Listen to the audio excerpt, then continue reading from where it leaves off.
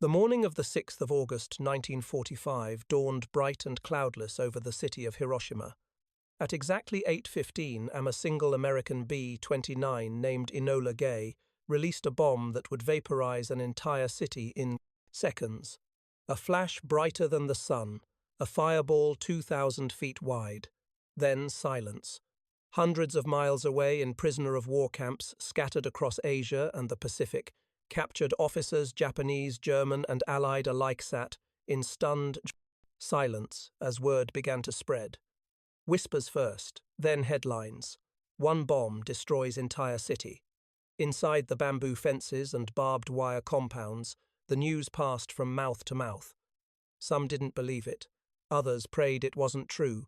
But as the details came in, the realization grew like the blast itself unstoppable. For these captured officers, men who had studied Clausewitz's naval tactics and the art of attrition, the thought was almost unbearable. The age of strategy had just ended. They would later recall that moment the heatless chill the quiet in the barracks, the instant they understood that the world had changed forever.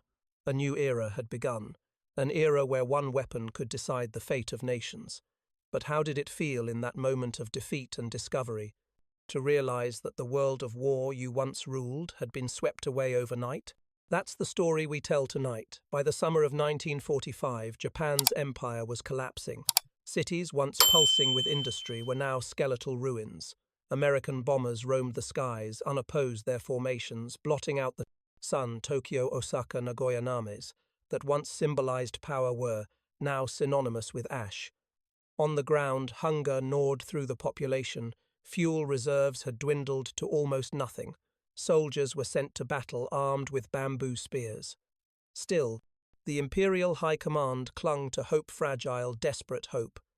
Within dimly lit bunkers beneath the Imperial Palace, men like General Anami, Foreign Minister Togo, and Prime Minister Suzuki debated how to end a war that could not be won. The Emperor's advisors whispered of using the Soviet Union as a mediator, hoping Moscow might broker a peace that would preserve the Emperor's throne. But across the Pacific, the Allies were planning something else entirely.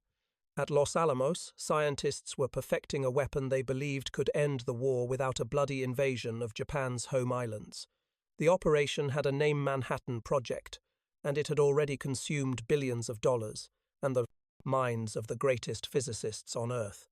Japanese intelligence knew something was coming, but they didn't know what. Reports of mysterious weapons being tested in the American desert reached Tokyo, yet they dismissed them as psychological warfare. Generals laughed off the rumors, insisting the Empire's spirit was stronger than any Western science. Still beneath the bravado there was dread. In distant prison camps, Japanese officers captured in Burma, the Philippines, and New Guinea wrote in their diaries that they feared the Americans were developing a super bomb. For them, the war was already over in everything but name. They heard the air raids every night. They saw the wounded arriving by the thousands, and deep down they knew something. Irreversible was coming. But no one or not.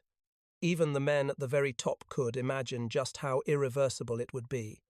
Because in a few days a single bomb would render every map, every plan, every strategy they had ever studied completely meaningless.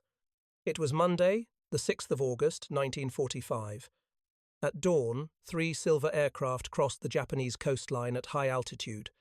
Few took notice. American bombers were a daily sight, but these were not part of any ordinary raid. One of them, the B-29 Enola Gay, carried a single bomb, 12 feet long, 9,000 pounds. Its name, Little Boy. At 8:15 am, the bomb fell silently through the morning sky.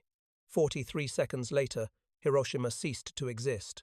A flash, then a shockwave racing outward faster than sound. Temperatures soared beyond 4,000 degrees Celsius. Men's shadows burned into concrete. A city of 350,000 became a furnace of wind, flame, and silence. For minutes, no one outside Hiroshima knew what had happened. Radio transmissions vanished. Smoke rose 60,000 feet. Pilots flying reconnaissance hundreds of miles away saw the mushroom cloud and could only describe it as the birth of a new sun. In Tokyo, military officers were confused. Early Reports spoke of an unusual type of explosion. The staff of the Imperial General Headquarters speculated about ammunition depots, chemical weapons, even a gas attack. No one could comprehend that a single bomb had done this. That afternoon, American President Harry S. Truman addressed the world. "We have just dropped a new bomb, the greatest scientific gamble in history. What has been done in Hiroshima will be repeated until Japan surrenders." When those words reached the ears of captured Japanese officers in camps across Asia, a silence fell over them. Some thought it propaganda. Other scientists among them knew immediately that the impossible had become reality. They had studied nuclear theory in the 30s. They had whispered about chain reactions and uranium. But to hear that such a weapon had been used not in theory, not in testing, but in war was unthinkable. A British colonel imprisoned in Formosa later recalled, "Even our guards seemed stunned. One of them said, 'If this is true, then everything we have learned about war is finished.'" That sentiment rippled through every compound, every cell block, every camp. The bomb had not only ended a city, it had ended an era. But for the captured officers, the news of Hiroshima was only the beginning of a deeper realization, one that would unfold in the days ahead as the truth of what had happened reached them in full, horrifying detail. In the stillness of captivity, information travels differently. It arrives as rumors, smuggled clippings and half-translated leaflets, fluttering through fences. Yet, even in silence, truth has a way of finding its path. Inside the prison camps, Manila, Singapore, Rangoon, and Rabaul Japanese and Allied officers lived side by side in uneasy proximity. They watched each other, studied each other. Now they shared the same stunned disbelief. Within days of Hiroshima, the American guards began distributing carefully worded newspapers to prisoners. "New bomb ends Japanese city," the headlines declared. At first, many thought it an exaggeration. Every side in war used propaganda. But then came the detailed scientific terms no propagandist could invent. Uranium-235 chain reaction, one bomb, replacing 2,000 planes. For men trained to think in tonnage, sorties, and artillery calibers, it was staggering. Captain Hiroshi Nakamura, a Japanese engineer captured in Burma later, recalled reading an English paper passed secretly among officers. "We debated whether it could be true, but the numbers, they did not lie. One bomb, one plane, one city gone." We realized something fundamental had changed. That same week, another name surfaced in camp rumors. Marcus McDilder, a captured American pilot who had been shot down over Osaka. Under interrogation, McDilder falsely told his captors that the United States had 100 atomic bombs ready to drop on Tokyo, Kyoto, and Niigata.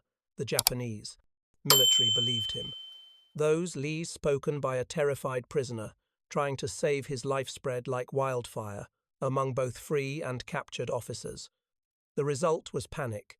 Japanese officers in captivity began to write coded notes to one another, speculating on how such a weapon could exist. Some blamed divine punishment, others blamed science gone mad. A few, the more technically minded, began sketching crude diagrams in the margins of notebooks, trying to imagine the physics of it. One Australian camp, a German Luftwaffe major captured years earlier, spoke to a Japanese colonel about the implications. He said quietly, "The Americans have broken the rules of history. From now on, wars will not be fought by soldiers but by scientists." Those words struck the Japanese officer like a blow. For centuries they had believed war to be a contest of will, of courage, of discipline. Now they were learning it to become a contest of mathematics. Even Allied prisoners reading the same reports felt a strange unease. A British naval officer wrote in his diary, "We cheered at first, but then came the thought, if man can do this, once he can do it again, and to anyone." By the 12th of August, the reports of another atomic bomb over Nagasaki confirmed their worst fears. It was no hoax, no exaggeration. This was real. And in the quiet hours that followed, the captured officer Son's proud warriors of an empire sat staring at the ground, haunted by the same thought. If science could erase a city in a heartbeat, what place did honor have in war anymore? In Tokyo, the walls of the Imperial General Headquarters trembled not from bombs, but from disbelief.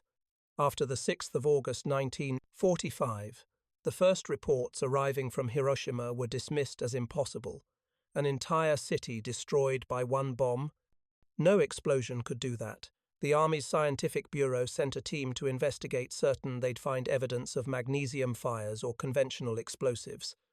What they found instead silenced even the most stubborn officers. The city was gone, flattened, burned, unrecognizable. A landscape of melted steel and glass, the air itself felt poisoned. When the scientists returned to Tokyo on the 8th of August, their conclusion was terrifyingly simple. A new weapon has changed the nature of war. That same evening, Japan's military council met in the underground war room below the palace. The atmosphere was suffocating. Emperor Hirohito's advisors urged immediate peace. The army's war faction still demanded a fight to the death. Then, as if fate were mocking them, word arrived that the Soviet Union had declared war on Japan and invaded Manchuria. Two catastrophes in 2 days. Field Marshal Shunroku Hata muttered, "We cannot fight both the Soviets and the bomb." But General Anami, torn between loyalty and reality, hesitated. He whispered, "Even if 100 cities burn, the spirit of the empire must remain outside." The streets of Tokyo were dark civilians, huddled in shelters, unaware that in the corridors above them, their leaders were debating whether to surrender or let the country be erased. In prison camps across Asia, captured officers eventually learned of these meetings through fragments of Allied broadcasts. They realized their own commanders were paralyzed not by defeat, but by disbelief, a weapon that ended wars made traditional command meaningless. What use was strategy, courage, or sacrifice when the enemy could destroy a nation with a single plane? Lieutenant Kiyoshi Arakawa, a naval intelligence officer held in Rangoon, later told Allied interrogators, "When we heard about the Hiroshima investigation, we understood that Japan had stepped into a new century unarmed." Among captured Allied officers, too, the mood shifted. They had once seen their Japanese counterparts as fanatics clinging to a doomed cause. But now, those same men seemed broken, human, uncertain. One American major wrote, "Home after liberation. When I saw a Japanese officer staring at a newspaper photo of Hiroshima, I realized he wasn't my enemy anymore. He was a man who had just witnessed the end of his world. In Tokyo, that sense of finality grew by the hour. Emperor himself, normally silent, began to speak. "We must bear the unbearable," he said softly. To many, that phrase was the death sentence of an old world order. The captured officers thousands of miles away did not yet know it, but their emperor was preparing to surrender. And in doing so, he would acknowledge what they had already understood in their cages of bamboo and wire. The age of conventional war was over. By the middle of August 1945, the war had entered a strange, unreal silence. The bombs had fallen, the Soviets had invaded, and yet Tokyo had not yet surrendered. It was as if the entire nation was holding its breath suspended between two eras, one dying, the other not yet born. In the prisoner camps, that silence was heavy. Each new scrap of newspaper became an artifact of prophecy. Every headline, every rumor, every photograph from Hiroshima passed through the hands of officers had devoted their lives to the art of war. Now that art was obsolete. Some reacted with disbelief. A Japanese colonel interned in the Philippines tore the newsprint apart, shouting lies. "No weapon can destroy a city." Others simply stared at the words until they blurred. A few even wept not from pity but from recognition. They had once commanded divisions, fleets, and squadrons. Now all their power, all their rank meant nothing. A US interpreter stationed at a camp in Australia later described the moment the Japanese prisoners were told of the Nagasaki bombing. They sat absolutely still. No one spoke. Then one man whispered, "If they have two, they have more. There is no more war." In Tokyo, that same paralysis gripped the home front. The radio carried no music, only announcements and vague bulletins. Rumors swept through the city like ghosts. The Americans can destroy Tokyo in a single night. The Soviets are marching south. People looked to the sky and waited for the next sun to fall. Civilians gathered around damaged newspapers, reading the emperor's official silence as if it were an omen. Mothers whispered to their children that the gods had abandoned Japan. Factories stopped production not from lack of orders, but from despair. The psychological collapse was almost complete. Even the military censorship, relentless, allowed words like hopeless and unthinkable to appear in letters home. The soldiers at the front, cut off from command, surrendered on their own. They had heard of Hiroshima. They had seen what happened to Nagasaki.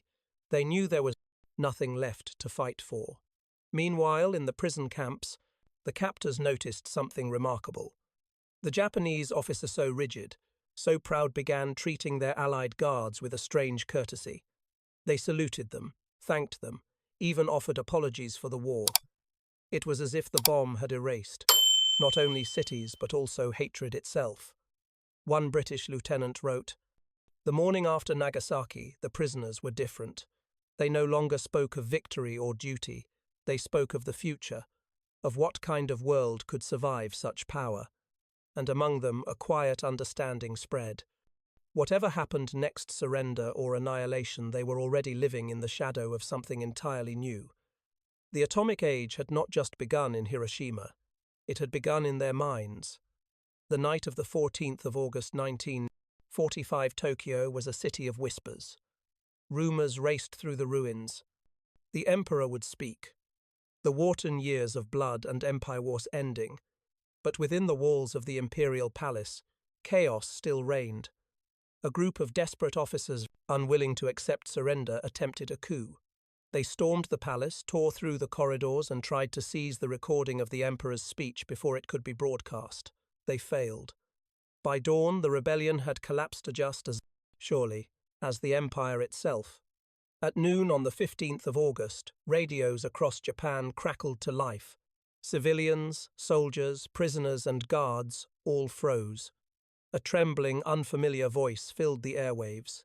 It was Emperor Hirohito speaking to his people for the first time. To our good and loyal subjects, the war situation has developed not necessarily to Japan's advantage.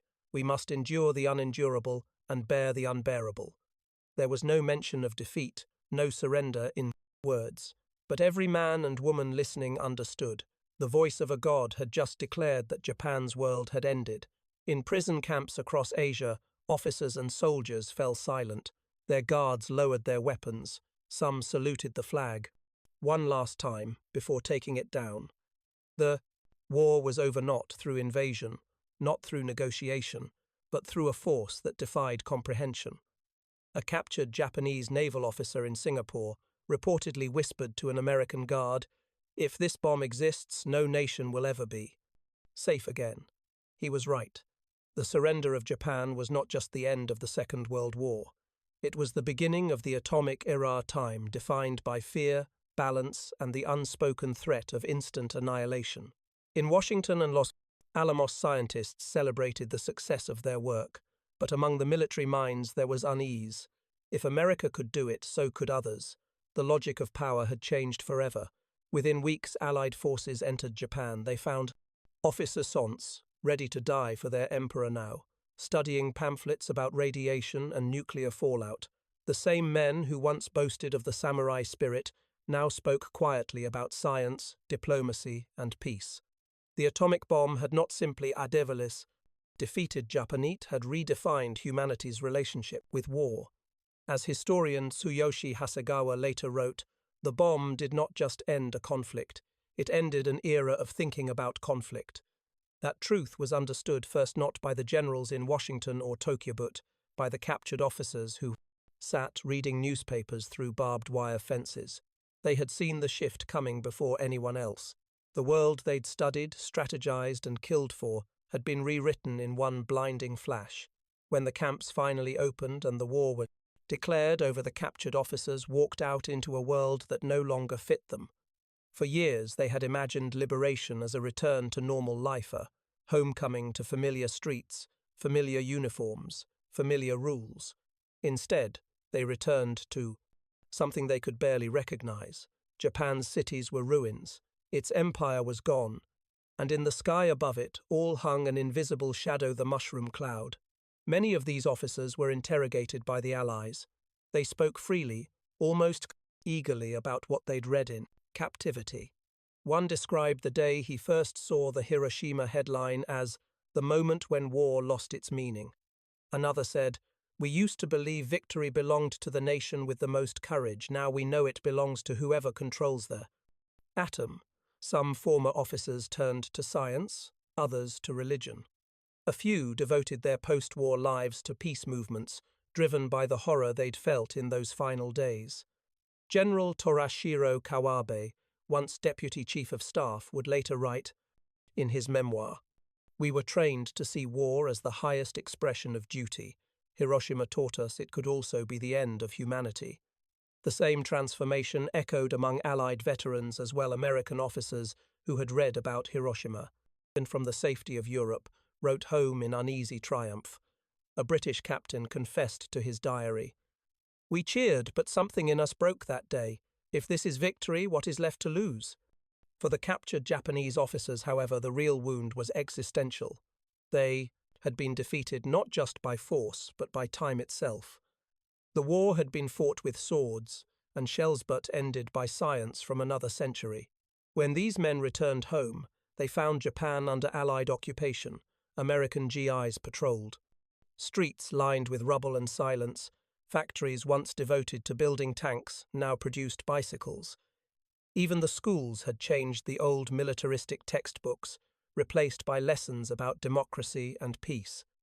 The officers who had once believed themselves masters of destiny now became witnesses to a transformation greater than conquest. Rebirth. They were living proof that the world could be destroyed and rebuilt. And yet, decades later, when they were old men with shaking hands, many would still recall the moment they first read the news in those camps. "We were soldiers," one said, "but in that moment we became something else. We became witnesses to the death of the old world." That is why Hiroshima lives not only in history books but in memory, because for those who survived it, even from behind the barbed wire, it was not just an event, it was a revelation. The revelation that man's greatest power had outgrown his wisdom. On that clear morning of the 6th of August, 1945, the world didn't just witness the destruction of a city, it witnessed the destruction of certainty. For centuries, war had followed rules, however brutal they were. Armies clashed, nations rose and fell, civilians suffered, but the rhythm of conflict was something men believed they could control, strategize, even master. Hiroshima shattered that illusion in a single heartbeat. When captured officers read the headlines through rusted barbed wire, they weren't merely reading about a new weapon. They were reading their own obsolescence. Their doctrines, their strategies, their devotion to discipline and valor all swept away by a flash of light that cared nothing for rank, courage, or tradition. Some would later call that moment the birth of peace. Others would call it the death of innocence. But to those who lived it, it felt like something else entirely. The beginning of an age where survival would depend not on soldiers, but on restraint. As one former officer wrote years later, "We thought the war had ended, but what ended was history as we knew it. What began was something uncertain, something we still live under today." And perhaps that's the truest legacy of Hiroshima, not the weapon itself, but the understanding it forced upon humanity. That power without wisdom is annihilation, and that sometimes, even in defeat, revelation can be a kind of victory. Because the men who read about Hiroshima from their cages understood something long before the rest of the world did. That on that morning in 1945, mankind had crossed a line it could never uncross. The war was over, but a new era had just begun.